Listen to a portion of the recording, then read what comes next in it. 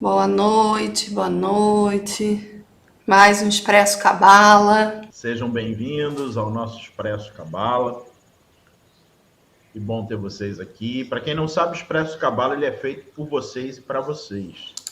Ele é um momento em que a gente separa para falar coisas da atualidade, né? Então, o nosso propósito aqui é difundir a sabedoria da Cabala ancestral. Só que é importante, eu considero de grande relevância, a gente conseguir trazer os assuntos da atualidade para essa lente da cabala ancestral. Porque, senão, a cabala ancestral se torna unicamente uma forma de decifrar questões metafísicas ou questões referentes à natureza psíquica do ser humano, mas trata-se de uma tradição que contém o seu ponto de vista, contém as suas referências éticas, né, acerca da existência. Então, nós criamos esse espaço do Expresso Cabala justamente para que vocês possam trazer, mediante as inquietudes ou aquilo que está em evidência na mídia, assuntos para que a gente possa lançar sobre esses assuntos a perspectiva, a projeção da cabala ancestral, como a cabala ancestral vê essas questões, né? Então, gosto de dizer isso, a gente traz nesse momento questões referentes ao que está em evidência na sociedade, né, na mídia, no que as pessoas estão ouvindo por aí afora. Então, não é um espaço, não é um momento nem para você trazer questões pessoais, nem para a gente falar de questões metafísicas, né? Então, não adianta trazer questões como qual é o sentido da vida. Não. Isso tem momentos para a gente olhar para isso, mas esse momento do Expresso Cabala é o momento para a gente olhar para as questões da atualidade, né? E saber que as questões da atualidade elas também precisam e devem ser vistas pela ótica da espiritualidade. Qualquer espiritualidade que não consiga fazer uma projeção, uma narrativa em torno da atualidade é inútil. Então, toda a espiritualidade ela deve servir ao que está acontecendo. Ela deve servir à projeção do real, daquilo que realmente acontece na vida das pessoas e no mundo à nossa volta. Se ela não servir para isso, se ela só servir para falar de coisas subjetivas, então ela é inútil. Não vejo esse caso como um caso de uma patologia isolada. Não vejo esse caso como um caso, o caso a que me refiro, para quem não sabe, é o caso do anestesista lá que estuprou a mulher que estava dando à luz a uma criança. Não acredito que isso seja um caso isolado, não acredito que isso seja um caso de uma patologia pontual.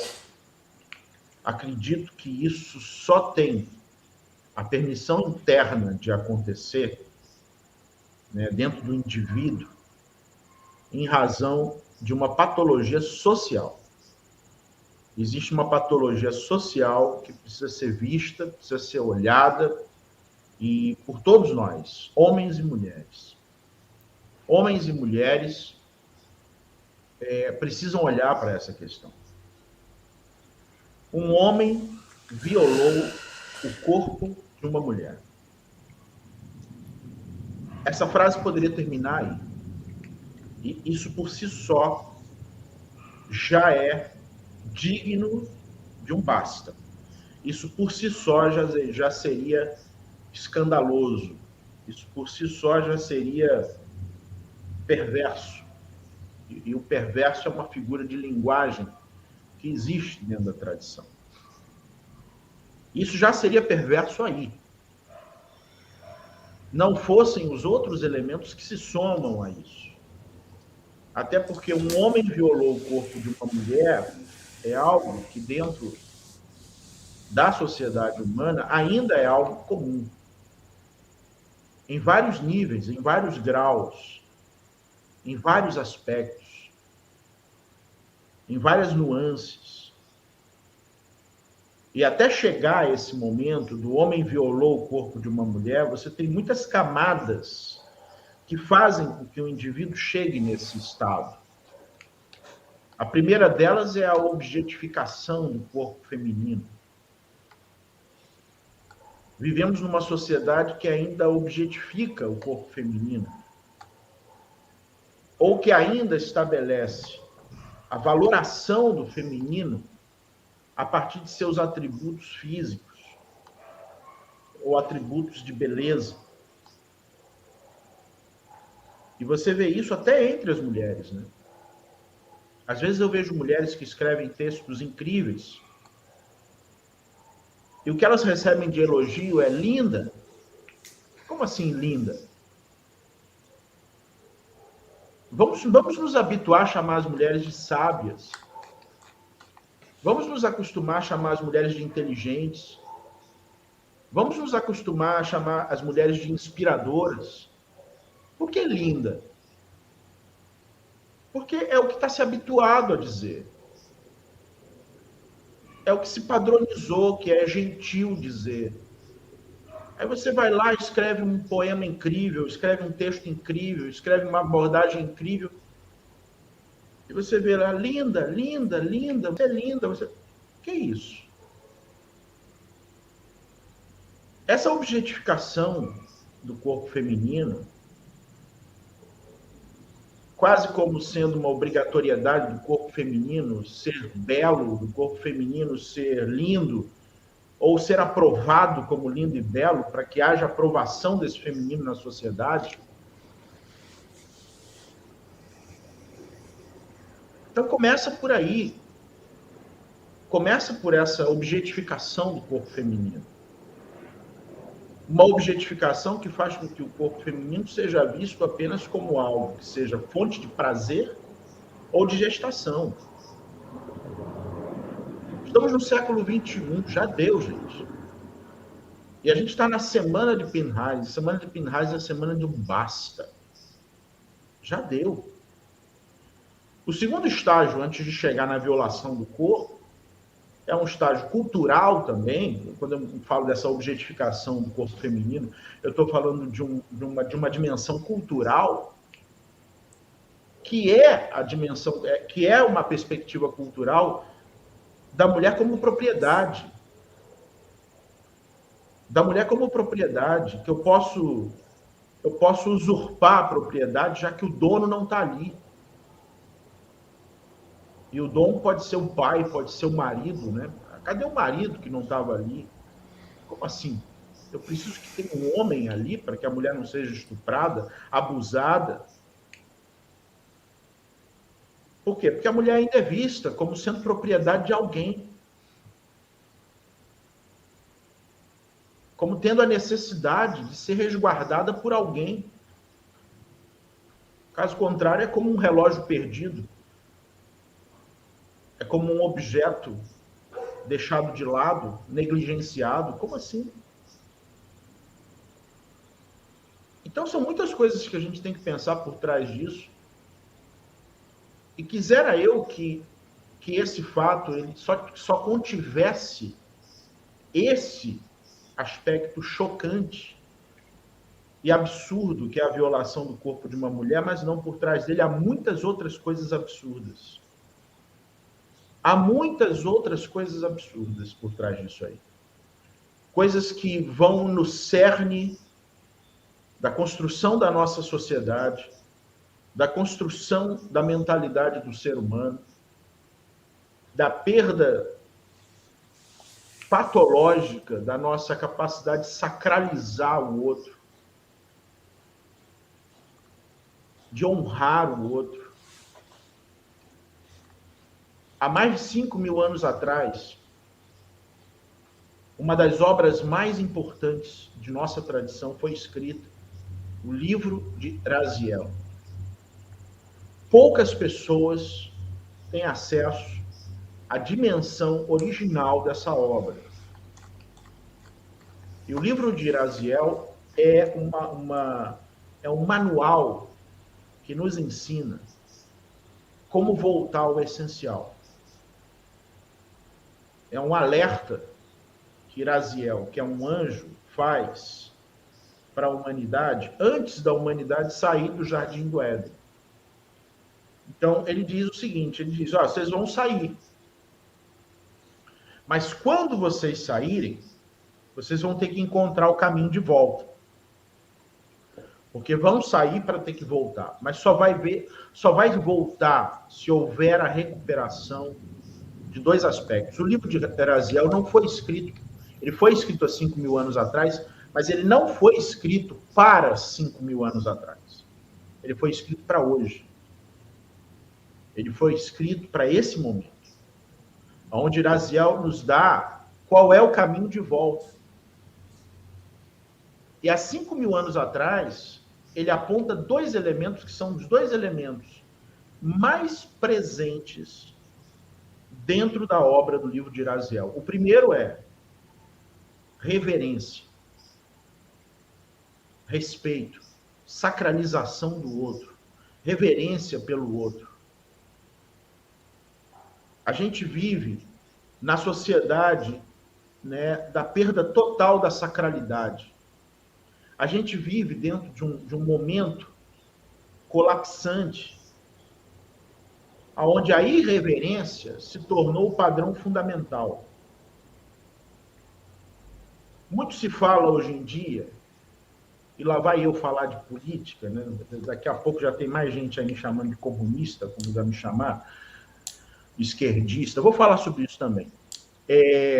Mas o que hoje é o predomínio dessa onda política que se estabeleceu no mundo e que as pessoas passaram a nomear como extrema-direita, e que não é extrema-direita, para começo de conversa. Não é extrema-direita. Não existe ali. Então, não cabe dar nomes que contenham o prefixo ismo no final. Como se denominou bolsonarismo, trumpismo. Não tem ismo, porque a existência de um ismo é a existência de uma ideologia. Não tem ideologia. Não existe ideologia por trás desses movimentos. Não existe, né, um ismo. O que existe por trás disso é o predomínio, e é preciso que a gente olhe para isso, daquilo que Iraziel nos falou há 5.000 anos atrás, é o predomínio da irreverência. Porque o que esses personagens têm em comum, embora eles não tenham muita coisa em comum? Irreverência. E eles ganham notoriedade porque a irreverência, e na nossa sociedade, né, a irreverência, ela ganha graus de sucesso. A irreverência, ela é vista como uma qualidade. A irreverência é vista como qualidade no momento em que uma liderança fala aquilo que vem na cabeça, fala aquilo que pensa, sem se preocupar com o que isso gera de impacto dentro do sistema. A irreverência de ser escracho, a irreverência de ser espontaneamente imbecil, como charme, e que efetivamente cria uma cultura permissiva da irreverência. E não se iludam, irreverência não é bom humor. Irreverência não é liberdade. Irreverência é falta de respeito. Irreverência é falta de respeito. Irreverência é falta de sacralidade, é falta de reverência. Queria eu que fosse só essa questão a nos chocar. Mas não. Há uma outra questão por trás disso, para a gente pensar, que é a seguinte: nível social e grau de instrução não define caráter. No exemplo dado, né, estamos falando de um médico. Alguém cursou uma faculdade de medicina. É um anestesista. Nível social e grau de instrução não define caráter, não define orientação ética. Mas nível social e de instrução define como você é tratado. Mesmo quando você comete uma monstruosidade, vai você, sendo pobre, sendo preto, andar de moto sem capacete, e veja como você é tratado. Vai você, médico, cometer estupro na sala de parto, e veja como você é tratado, como você é conduzido à diligência.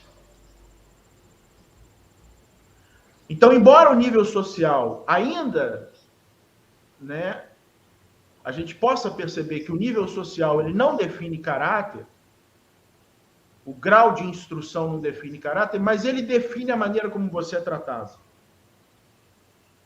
Isso também é um escândalo.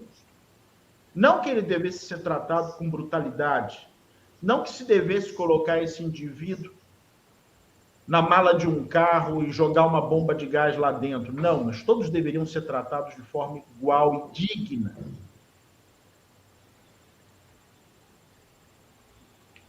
Era uma pessoa que estava ali para evitar a dor. Um anestesista é alguém que se forma para evitar a dor. É a função dele.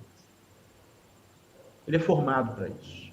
Então, isso já por si só é um escândalo ético, porque ele insere sobre essa ou essas mulheres, provavelmente, um grau e um nível de dor em muitas camadas, não só física. E algumas dessas dores, se não forem curadas do ponto de vista espiritual, estarão presentes para sempre. Mulheres que buscam um médico passam por isso.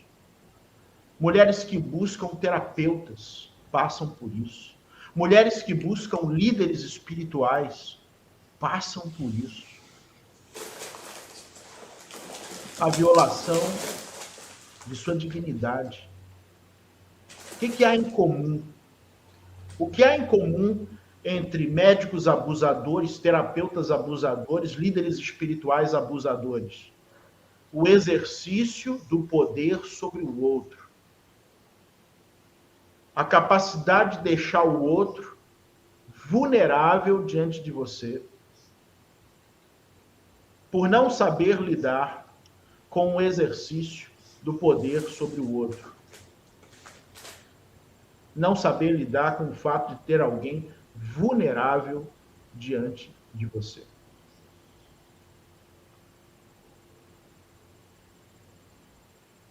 E esse tipo de responsabilidade que a gente tem só nasce, a semente disso, não é a lei.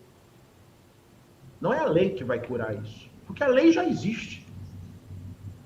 O estupro é crime. A lei já existe, não é a lei que vai resolver isso. O que vai resolver isso é uma reconstrução espiritual dessa sociedade. O que vai resolver isso é a reconstrução espiritual dos valores humanos. E é por isso que eu me dou o direito de chegar aqui, sempre no Expresso Cabala, me perdoe a Súria, que estou falando demais aqui, mas já vou te dar a palavra. Né? Não, pode falar. Eu me dou o direito de falar sobre questões políticas, porque todos nós somos políticos, desde que nascemos. Você é um ser político desde que nasceu. Embora muitas vezes minhas palavras sejam interpretadas de uma maneira errônea e sejam interpretadas de uma maneira ideológica, fruto da ignorância que predomina hoje no mundo, onde as pessoas acham que o meu discurso é um discurso ideológico. onde a pessoa chega para mim e diz, mas por que que o Mário Meir é de esquerda? O que é esquerda para você? Alguém conseguiria me definir o que é isso? Porque a maioria não consegue. Aí eu te pergunto, Noé era de esquerda ou de direita? Abraão era de esquerda ou era de direita? Moisés era de direita ou era de esquerda? Jesus era de direita ou era de esquerda? Bom, se você sai em defesa de causas ambientais, se você se esforça para a preservação da natureza, você é de esquerda? Não, você é igual Noé. Se você faz uma analogia direta entre o comportamento predador do ser humano, a violência e o desequilíbrio ambiental, que coloca em risco a humanidade, você é de esquerda? Não, você é igual Noé. Se você afirma que o colapso climático pode exterminar a humanidade, você é de esquerda? Não, você é como Noé. Se você confronta a elite política e religiosa, acusando-os de hipocrisia, você é de esquerda? Não, você é igual a Abraão, porque foi isso que ele fez em Ur, na Suméria. Se você vê a todos igualmente, sem distinção de raça, cor, etnia, religião ou nível social, e se sente à vontade para compartilhar o mesmo pão com quem quer que seja, com qualquer um que entre em sua tenda, você é de esquerda? Não, você é como Abraão, porque foi isso que ele fez. Se você sai em defesa do fim da exploração, da opressão de uma elite sobre uma classe trabalhadora, você é de esquerda? Não, você é igual Moisés, porque foi isso que ele fez no Egito. Se você enfrenta uma elite armada, uma elite militarizada, que faz uso do aparato militar para promover opressão, exílio e assassinato, você é de esquerda? Não, você é o Moisés, porque foi isso que ele fez. Se você lidera um grupo humano para se libertar das amarras de condições análogas à escravidão e caminha com esse grupo sem terra por uma marcha em busca de dignidade, de poder plantar e colher o fruto do seu trabalho, você é de esquerda? Não, você é Moisés. Se você acha que todo aquele que possui sua propriedade, produção e negócio deveria dar uma parte de sua produção aos pobres, e que quanto mais você tem, mais você deveria compartilhar, isso faz de você uma pessoa de esquerda? Não, isso faz você de uma pessoa que leu a Bíblia e entendeu a Bíblia. Porque é isso que Moisés ensina em relação às propriedades. Se você denuncia a hipocrisia religiosa, política, e enfrenta com a cabeça erguida a opressão de um imperialismo, isso faz de você uma pessoa de esquerda? Não, isso faz de você uma pessoa igual a Jesus. Se você vai na direção oposta da moral conservadora vigente, legalista, e ousa tratar uma mulher com os mesmos direitos que os homens, isso faz de você uma pessoa de esquerda? Não, isso faz de você uma pessoa igual a Jesus, que deu a sua sucessão a Maria Madalena.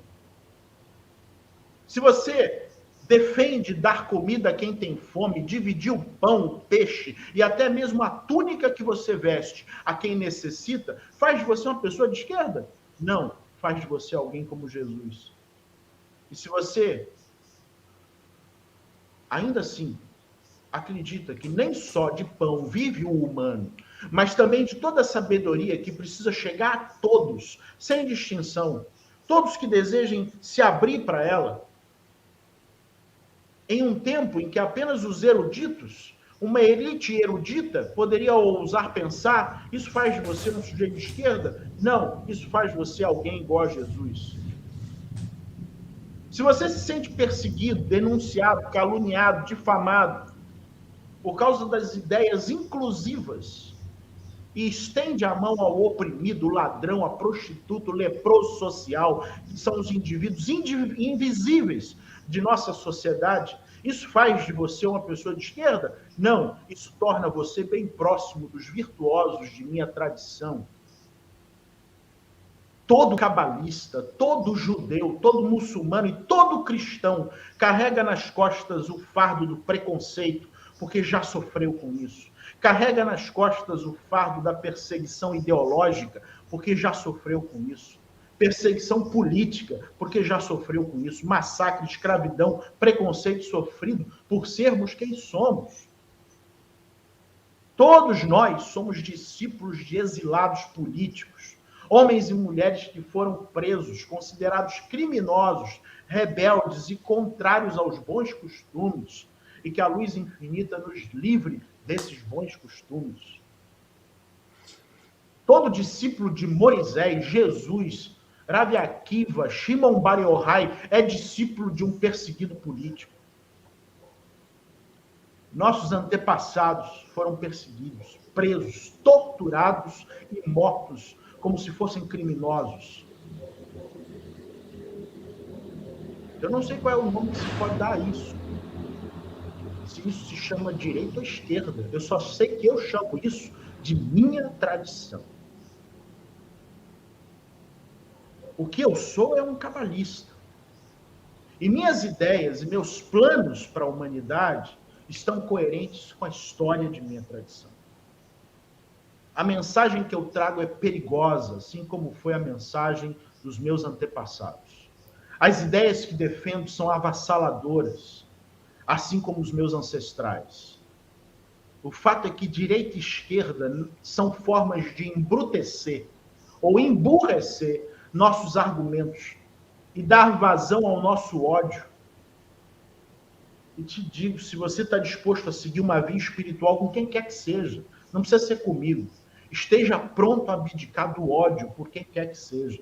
Não odeie ninguém, não se gabe de odiar quem quer que seja. Porque o ódio é loucura. Em minha tenda, todos são bem-vindos. Todos. E é isso que eu chamo de amor. Porque se estende a todos. Porque eu sei que nenhum modelo político nos salva da ausência das fraternidades, nos salva da indiferença. Eu sei que todos os modelos políticos são perversos, pois perverso é o potencial do coração humano quando está num lugar de poder, sem que seja guiado pelo leme da ética. O lugar de poder corrompe, estupra. Mas esse mesmo coração perverso, que potencialmente reside em cada ser humano, é igualmente potencialmente uma luz para o mundo, quando se corrige. Mas isso não virá do meio político. Meu coração e minha tenda estão abertos a todos. Minha resposta nunca será o ódio por quem quer que seja, mas sim a mão estendida. Acordem. Acordem do sonho inebriante das ideologias políticas ao qual muitos de vocês estão embriagados. Porque esses sonhos ideológicos só alimentam os ares de superioridade moral, o velho jogo do ego lúcido, o ego das reservas morais, o ego dos bons costumes, o ego carente de salvadores e mitos, o ego que não quer lidar com seus próprios fardos.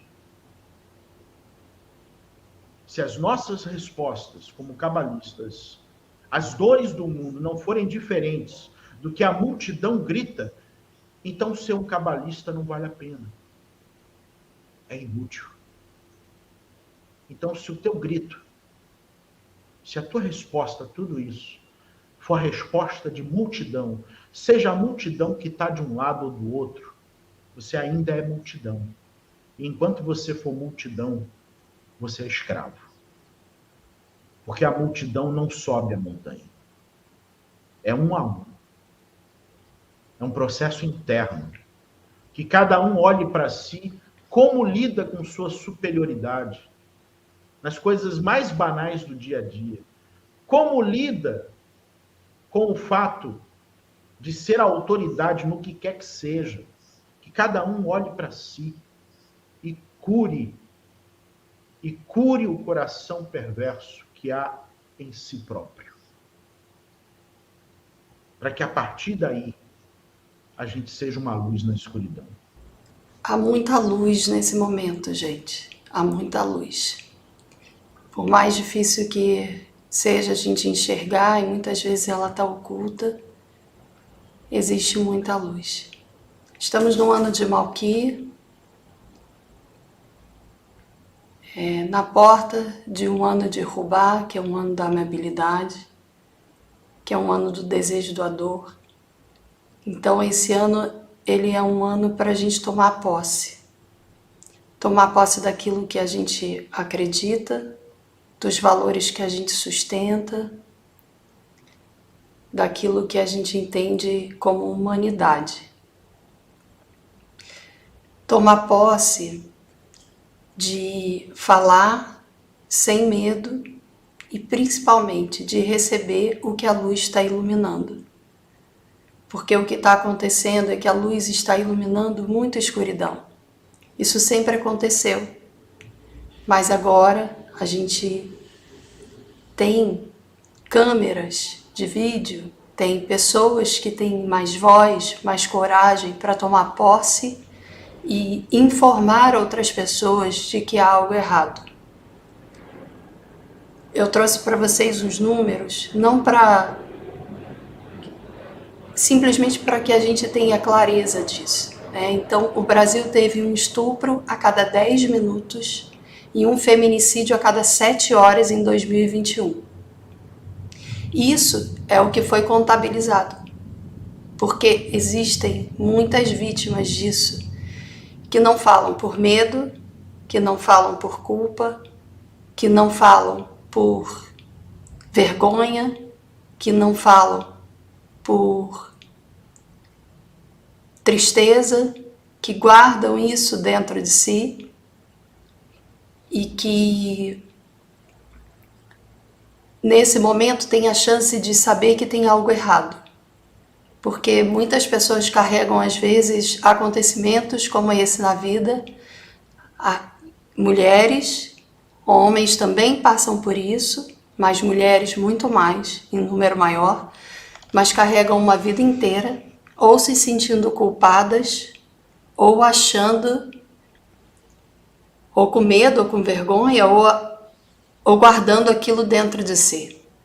E que bom que outras mulheres filmaram isso acontecendo, para que outras mulheres pudessem entender que isso é um problema muito grave e que o problema não é delas, que o problema é de quem estupra, de quem violenta, de quem é o agressor. Dessa forma, com a internet, por mais que a gente saiba que essa internet tem de tudo, e tem, porque o mundo tem de tudo, então a internet não seria diferente. Hoje as pessoas têm muito mais acesso à informação. As pessoas conseguem entender e explicar para os seus filhos coisas que antes elas não conseguiam explicar.